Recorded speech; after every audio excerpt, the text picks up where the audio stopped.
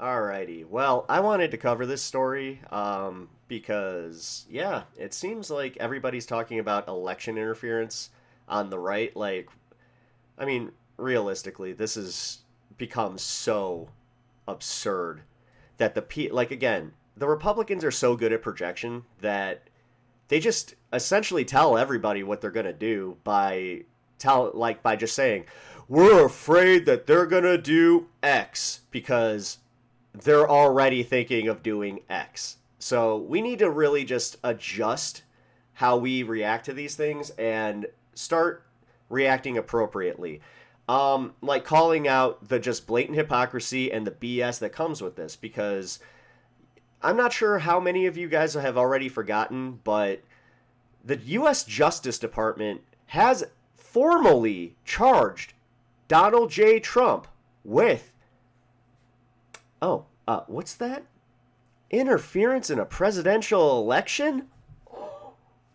Yeah, he's already been found, well, not found guilty. I will say that he has allegedly interfered with the election in Georgia, which the perfect phone call. It was a perfect phone call. Well, I'm getting so sick of it personally, and the news coverage of it has been so lacking as of late that I couldn't even believe it. But now I'm kind of at this point where I'm like, oh, hey, like when I do see an article that is addressing this, or I actually watch a video that is addressing this, I'm shocked. Well, for the second time in a week, CNN has actually surprised me by covering the story. So let's take a look at what Mr. Donald Trump has been saying about Kamala Harris stealing the possible upcoming election. Donald Trump has been indicted twice over his efforts to overturn the 2020 election. And some of his recent attacks on Vice President Harris and how she became the Democratic nominee are stirring fears that he's laying the groundwork to try to do it again. This was a coup. This was a coup of a president of the United States. Actually, they forced him out. It was a I'm so glad that they got this was a coup. This was a coup about the president of the United States. coup. We had a coup. That was the first coup in the history of our country, and it was very successful. I'm still She was the wondering what first the hell one that out. was. And that you can then be picked to run for president seems to me actually unconstitutional. Seems to me actually unconstitutional. Seems to me like it's actually unconstitutional. Even though I have never read the Constitution, even though I have broken my oath to the Constitution, I just think, it's just a hunch, that it's unconstitutional. Do have a broad sense of the Constitution. And I don't think the Constitution says anything about political parties or how a nominee should be weird. It's almost like it's exactly not. No. The whole story within Biden and Harris, Biden going out and Harris being put in there. Says. Okay. The All fact right, so just putting that aside, that you're let's look at the big even picture, because every time I hear him or people, this is so weird. Again, the fact that she has to play dumb and ask the question, and then they have to treat her like she's stupid for asking that question. I mean, Dana Bash should kind of like see the writing on the wall for like the new bosses at CNN and just how ridiculous their coverage is with like, okay, I get it. You got to try and play nice. They definitely have gone, like, anybody that's just like, CNN is a liberal news network, you're not watching it. So I can tell you, just as somebody who has actually watched the damn thing, no, it's not. They're pretty down the center. If anything, they're giving free passes to Donald Trump more than they ever had before. So let's not. who are allies of Donald Trump, say coup or say, I spent $100 million on Joe Biden and look at the sort of bait and switch. I already spent all this money. What a waste of money it was. I should be reimbursed. He actually said that too. I think, what happened? Again, the man who still owes multiple police departments, multiple local villages specifically because of him stiffing them for his rallies. There's a reason that he can't have his rallies at the same places that he was in 2016 and in 2020. Just think about that. If he loses, is he telling us ahead of time what he's going to do after Election Day, just as he did in the 2020 Man, this election. guy with the kid This and to play me is haircut. almost the latest iteration in what we've seen for the past couple of years now. The former president hasn't stopped in trying to sow doubt. In I'm sorry, Democratic we can call that an eraser, right? Still, like, I understand that, I grew up with kid and play, so again, systems in the elections and the integrity of elections really since the 2020 election, right? And now you see the latest iteration, Cool, which though. is trying to basically put the focus on Kamala Harris now being at the top of the ticket as well. You've heard him use words like coup and what have you, but as you say, there's nothing in the Constitution that backs that up, obviously. And there's a process in place that is now playing out. They're going to follow that process in the DNC as well. But I see this as just the latest step in something that I remember the FBI and the Homeland Security warning about after DHS, saying that continuing. I mean, again, the fact that they've warned against him To make false statements about the election and the election process will have a ripple effect. Yeah, and no will kidding. have a negative ripple effect when it comes to perceptions across the country and people's trust in democratic systems. Yeah, I mean, look, he's pissed. He was running against Joe Biden and doing very well, and now he's not running against Joe Biden. he And was this is how he reacts. Yeah. He was ahead in the polls. Yeah, he was ahead in the polls. Gee, I wonder why. Like, again, he's just mad that, literally, he was running against a borderline corpse, like, the weekend at Bernie's of democracy. Like, we were all ready to vote for a pretty much dead dude that none of us are really, amped up about. It's just that Donald Trump is that unpopular. I'm so sick of the fact that they are not telling people that.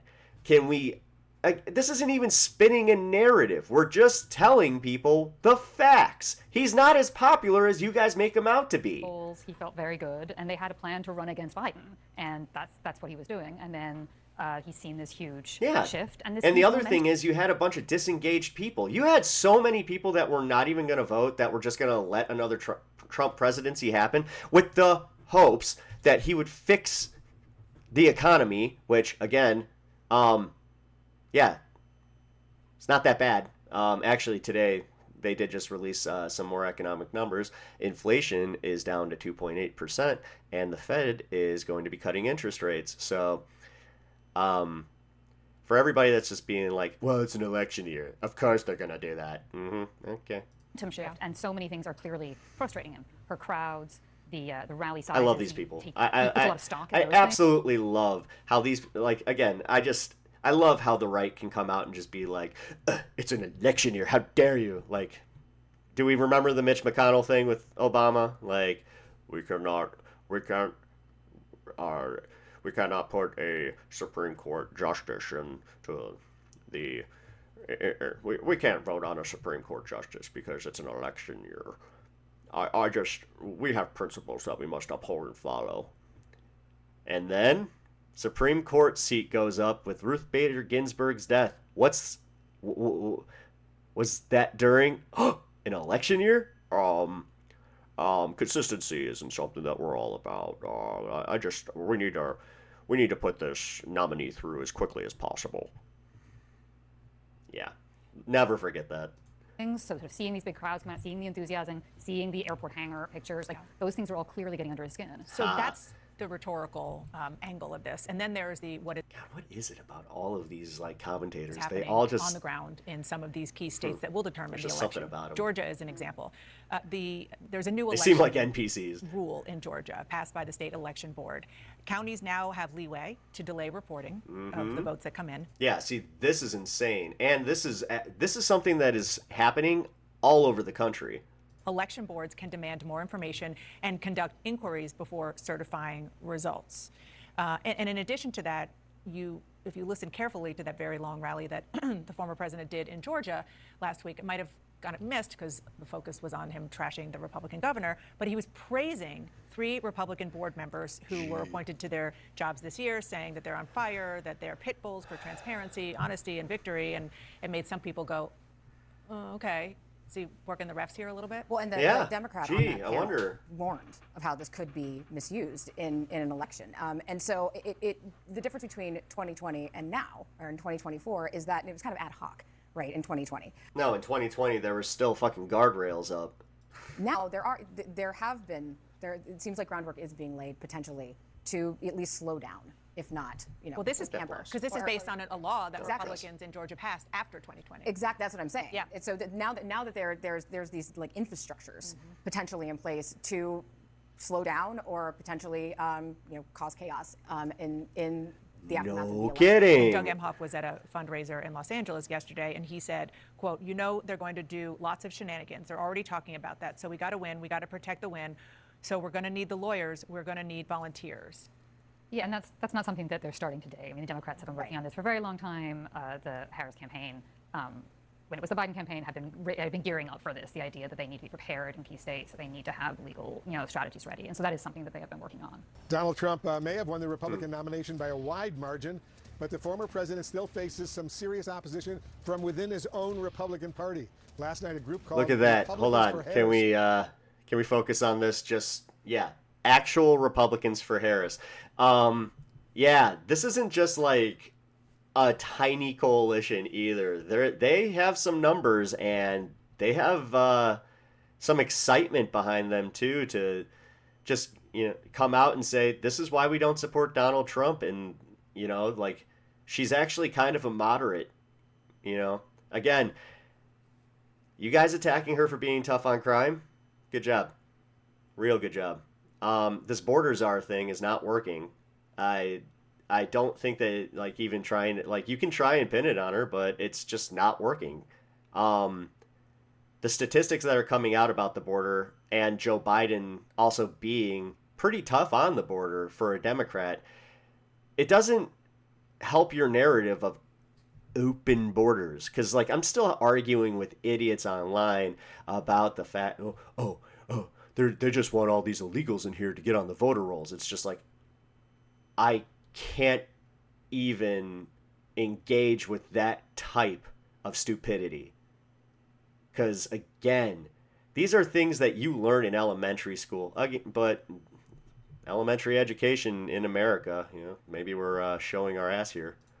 Held a call to mobilize disaffected GOP voters. Thousands of lifelong Republicans and former lawmakers shared their stories. Man, he's and just made their angrily case for putting country ahead of party. I love Wolf Blitzer. Look at him. He's so mad right now. As a first-hand witness to the chaos of the Trump presidency behind closed doors, I can say this: we cannot go back. This is no longer the party of principles. Is this from their Facebook? And it shows. If we can defeat Donald Trump, look at this. Then we can go back to the luxury of arguing about policy. So if your neighbor, a Republican, doesn't want it to be Trump's party, fellow Galquanite, and he's got to lose by a lot, and that means we Republicans have to. I went to one of his rallies and started some crap way back when. That's fun. All right, let's discuss with former Start some crap. I asked a question. RNC Communication Director Doug Heye. I asked him a policy question that he just floundered on. It was fun. The Trump campaign right now be concerned about these voices, disaffected Republicans in your Republican Party? They should, and I'll tell you specifically why, Wolf. It's not because of anything that we necessarily just heard. Again, it's what I saw in Raleigh, North Carolina earlier this year at a Nikki Haley rally. One of the last ones she had all right. Before pulling out of the race.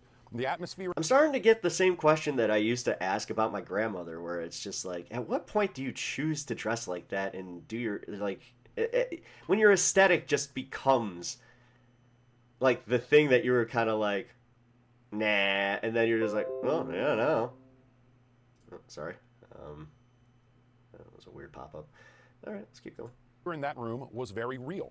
And those voters who were there, they were very real. The ones who were wearing that mermaid brooch is pretty cool. Suggest that they're less likely to go to Donald Trump in a swing state. But yes, one of the things that you do in campaigns is you bracket, you pull out surrogates. That's what the Harris campaign is doing here. This is maybe marginally effective, but in so many states where things are going to be marginally close, changing turnout models by 1% in this Democrat. Just looking at this guy, do you think as a kid he looked like Squints?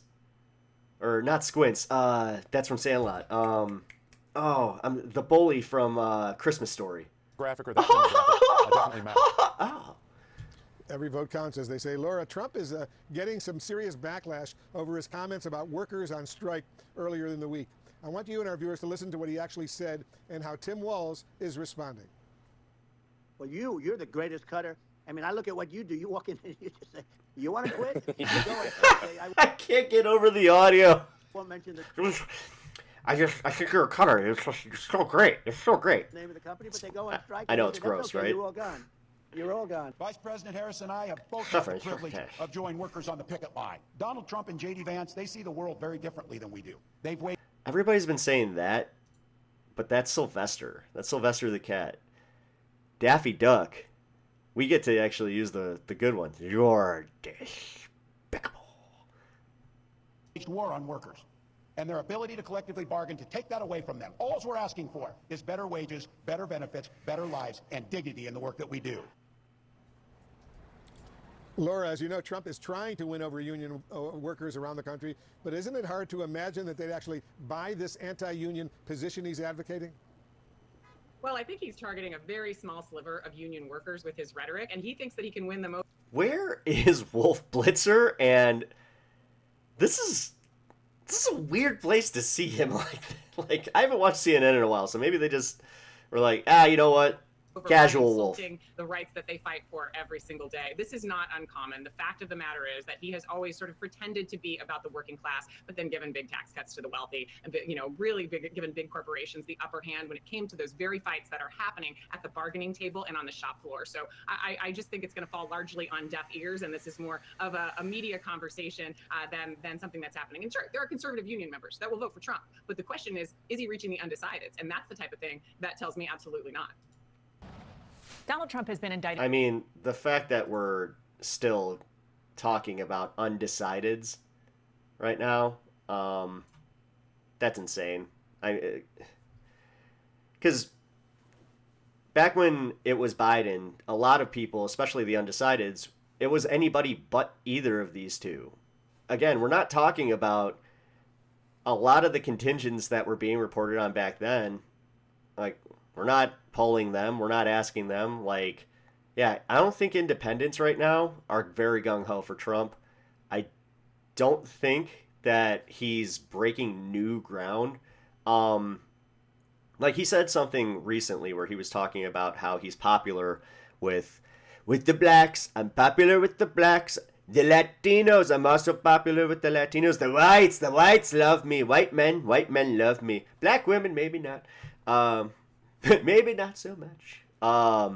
Again, but when he said the white men thing, I'm sitting here thinking, I'm like, what white dude like me, just all of a sudden was like, nah, let's go back. Let's try Trump again, instead of just being like, oh, it's a bunch of these white dudes that aged into the voting age, who came off the internet, who are already the most reprehensible human beings on the planet. I mean, come on. If you're a female and you're of, I mean, I hope you're not like 17, like, ugh. Like, I kind of hope that, like, I'm reaching out to people over the age of 24. But if you're like in that age range of like 20 to, between 20 to 30, do those guys, like, when you meet them, are they as obvious as I think they are, or is it something that you kind of talk to them for a while, you develop a little bit of a crush, and then you go, this guy's got reprehensible politics. Oh, he really loves Trump? Like, is that not an immediate turn? Like, I don't know. I couldn't imagine dating in today's day and age, so I feel for all of you. But either way, I thought this was interesting because, again, it's the constant projection from the Republican Party, and it's just becoming like you can just listen to anything that they're afraid of and just be like, oh, okay, well, let's look into that, because more than likely they're setting up a plan to do just that. So, all right, well, you know the deal. If you like the content, like, subscribe, and comment. Yeah, if you can. Actually, this is just a little aside. I'm going to be making some more personal content coming up here. I'll be labeling it as such, kind of like to, get to know me kind of stuff. So look out for that. But yeah, I'm kind of nervous to make that stuff. We'll see. We'll see how it plays. Alrighty. Well, as I said, I will catch you guys later.